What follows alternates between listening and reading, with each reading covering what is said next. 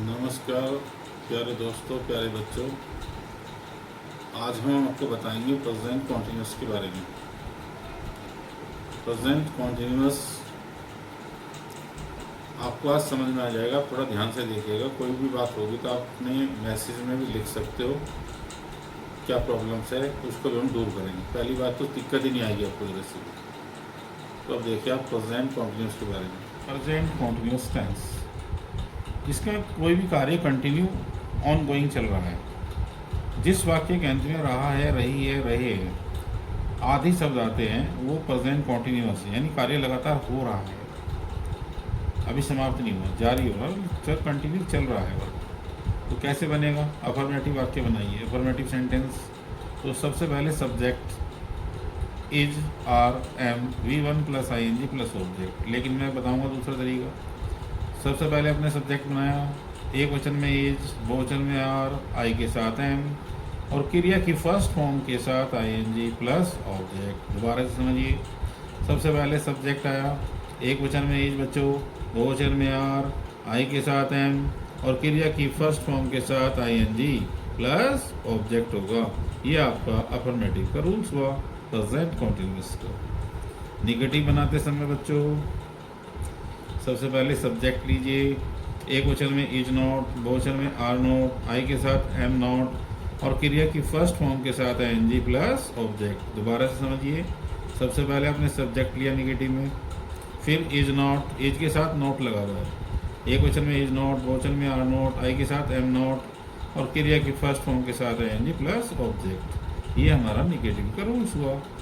इसके बाद आया इंटेरोगेटिव। इंटेरोगेटिव में अगर वाक्य से पहले क्या आ जाए तो वाक्य हमारा इज आर एम से शुरू होगा, ना कि व्हाट से शुरू होगा। तो क्या करें? सबसे पहले इज यानी कि एक वचन में इज, बहुवचन में आर, आई के साथ एम यानी is are am plus subject plus V1 plus ING plus object. यहाँ पर आप पर्सनवाचक चिन्ह लगाइए, marks of interrogation. Interrogative and negative sentences. What is are am, subject plus not plus V1 plus ING plus object. What की जगह आप where कर सकते हो, वाई कर सकते हो, उससे कोई फर्क नहीं पड़ता। जैसा आपका हिंदी में वाक्य होगा उसी के अनुसार ये नेम चेंज होता है। W फैमिली वाले होते हैं, इनको आप वाई कीजिए, वाट कीजिए, वेयर कीजिए, इससे कोई फर्क नहीं पड़ता। आप वाक्य बना सकते हो, कोई दिक्कत नहीं होने वाली आपको। ठीक है जी। अब इसका एक कुछ नोट्स है इसमें भी। वर्ब के अंत में अगर ई है तो ई को हटाकर, अगर हमने ई को हटाकर ING जोड़ना चाहिए हमें, तो क्या करेंगे? तो ई हट जाएगी। जैसे कि राइट है, तो राइट में हमने ई हटा दिया बच्चे, तो जब ई हटाया तो ये राइटिंग हो गया। लाइक है तो ई हटा दिया तो ING जोड़ दिया उसमें भी। ऐसे राइज है तो ई हटाया तो ING जोड़ दिया। गिव है तो ई हटा दिया हमने, तो क्या हो गया? गिविंग हो गया। तो इसी प्रकार से आप बनाएंगे। मैक है, मैक में भी आप ई हटाइए, मैकिंग हो जाएगा। ऐसी टेक है, ऐसी कम है, ऐसी आपकी ड्राइव है, तो इनमें ई हटाइए, ING लगाइए। ये इसका रूल्स है, इसको ध्यान रखेंगे। इसको आप छोटी छोटी बातों को लेके चलेंगे तो बहुत अच्छी इंग्लिश आप सीख पाएंगे। बहुत ही सरल, बहुत ईजी तरीके से हम सिखाने का प्रयास करेंगे। बस आप इसमें आप हमारे साथ जुड़े रहिए। रोज़ आप अगर आधा घंटा, पौन घंटा, 1 घंटा जो भी समय मिलता है, आप जिस समय मिलता है आप पढ़ लीजिए, कोई दिक्कत नहीं है। अब मैं कुछ एग्जाम्पल्स इससे संबंधित दूंगा प्यारे बच्चों। मैं एक पत्र लिख रहा हूँ, मैं क्या है? फर्स्ट पर्सन है, तो मैंने क्या बताया? आई के साथ टाइम लगेगा। I am writing a letter. मैं एक पत्र नहीं लिख रहा हूँ। I am not writing a letter.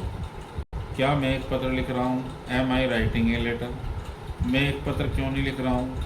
क्योंकि अंग्रेजी पहले आएगी बच्चों, why am I not writing a letter.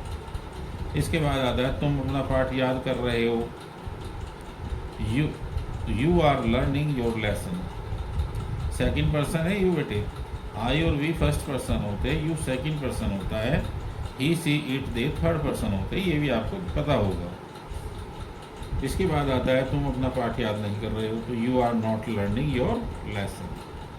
क्या तुम अपना पाठ याद कर रहे हो? Are you learning your lesson? तुम अपना पाठ याद क्यों नहीं कर रहे हो? Why are you learning your lesson? इसमें नोट है तो यहाँ हम नोट लिख लेंगे, ये नोट यहाँ पर लिख लेंगे। अगर नहीं होगा तो छोड़ भी सकते हैं। मान लीजिए मैंने इसमें निगेटिव काट दिया, तो अगर मैं नोट नहीं काट दूंगा तो यहाँ नहीं आएगा। ये सिंपल वाक्य इसे बन जाएगा, why are you learning your lesson. अगर नोट है तो why are you not learning your lesson. Subject के तुरंत बाद नोट लगाना बच्चे, पहले मत लगाना, नहीं तो गलती हो जाएगा। रवि एक मेज बना रहा है। रवि कौन है? एक वचन है, तो Ravi is making a table. Ravi एक मेज नहीं बना रहा है, Ravi is not making a table. और क्या रवि एक मेज बना रहा है? Is Ravi making a table. और why is Ravi not making a table. ये प्रेजेंट कॉन्टीन्यूअस हुआ। प्रेजेंट कॉन्टीन्यूअस मैंने समझाया, एक बार मैं रिकैप कर देता हूँ उसको भी। जिस वाक्य के अंत में रहा है, रही है, रहे है आदि शब्द आते हैं, सब्जेक्ट एक वचन में, इज बहुवचन में आर, आई के साथ है, क्रिया की फर्स्ट फॉर्म के साथ आएंगे प्लस ऑब्जेक्ट लगाएंगे बेटा नियम। निगेटिव बनाते समय सबसे पहले सब्जेक्ट, फिर why is not, are not, am not, और क्रिया की फर्स्ट फॉर्म के साथ आएंगे प्लस ऑब्जेक्ट होगा। इंटेरोगेटिव में बेटा एक वचन में जब भी आप क्या से वाक्य शुरू होता है तो वाक्य आपका इज आर एम से शुरू होता है। सब्जेक्ट है प्लस V1 है प्लस ING है प्लस ऑब्जेक्ट है। ये मार्क्स ऑफ इंटरगेशन का ध्यान रखना नंबर 3 और नंबर 4 वाक्य पर। और why what where W family से, इसके बाद इज आर एम, फिर subject plus not plus V1 plus ING plus object. ये रूल्स मैंने आपको समझाया। ई हटाएंगे तो ING लग जाएगा, इस बात का भी आप ध्यान रखिए। कुछ वर्ब्स मैंने लिख के दिए, ये आपको काफ़ी वर्ब मिलेगी, तो इसमें कोई कन्फ्यूज़न होने की ज़रूरत नहीं है। तो समझता हूँ कि आपको दूसरा रूल्स भी समझ में आज आ गया होगा प्यारे बच्चों।